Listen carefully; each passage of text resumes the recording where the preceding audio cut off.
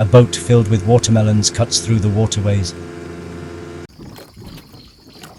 This is watermelon season in Bangladesh.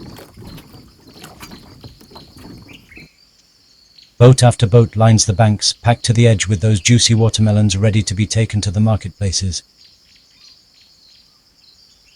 Each watermelon is lifted by hand, passed from boat to bank, from worker to worker, in a rhythm that never seems to stop. So many boats, so many watermelons in different sizes. From sunrise to sunset, these waterways stay alive with movement. In Bangladesh, daily life is never far from the river.